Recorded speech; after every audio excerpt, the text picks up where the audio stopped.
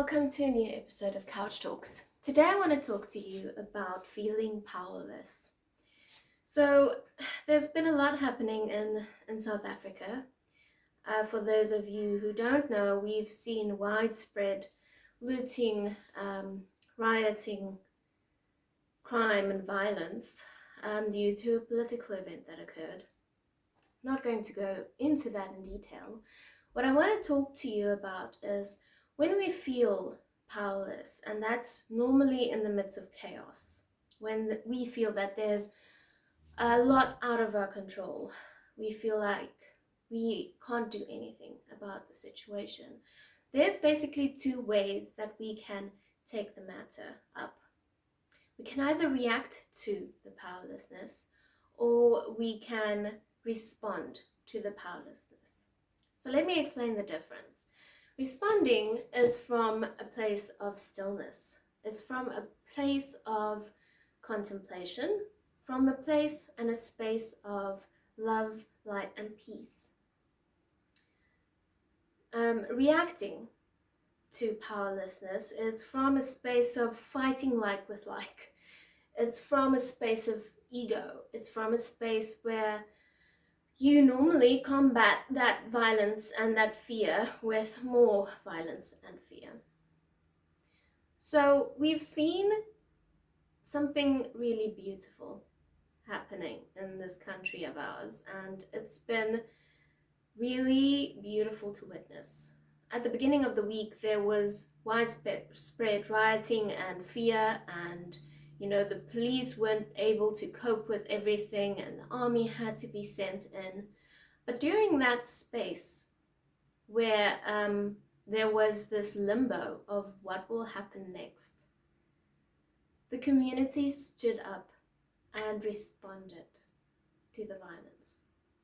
People from all different races, I'm getting goosebumps as I'm talking about this, because it's just, if you know where South Africa's been in terms of racial and apartheid situations, there's always been this racial conflict and this kind of concept of racial divide. But this week we saw something beautiful where people in communities, no matter their race, stood up and protected their communities. And they did so in a responsive way. They did so from a space of love and light and peace. There were others that did it from a more violent perspective, that reacted, but mostly the community did it in a peaceful way, because as they lined around shopping centers and neighborhoods, their unity in that moment made that people and the looters and the guys that was enacting the violence didn't come close to them. They just left and moved on, because they knew that unity and that peacefulness and that just standing there and protecting their neighborhoods and their malls and stuff it can't be fought.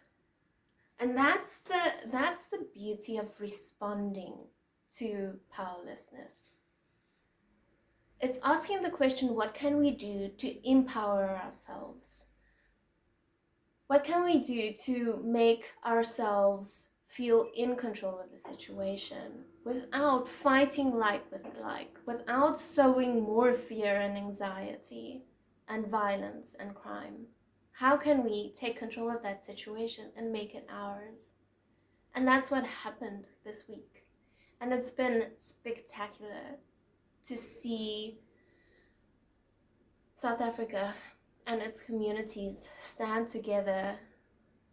We've had taxi associations standing and watching malls and watching over their people, because they knew that if they didn't take care of the community and the malls and the people, that those people will lose their jobs, and then they wouldn't have any people to transport. It's been beautiful to see how we've come such a long way and how we've responded through love and stillness and peace. And through that, I think there's so much hope for this country. Yes, it's still in shambles. Yes, our government is still corrupt. Yes, there is so much poverty and stuff to fix. And don't even get me started on the education system.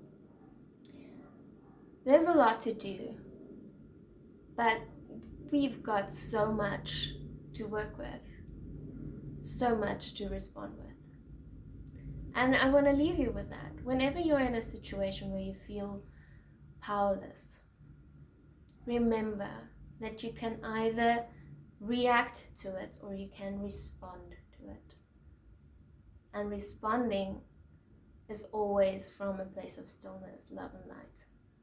Okay, my friends, that's it for today. I will chat to you guys again in a week's time. All my love. Bye.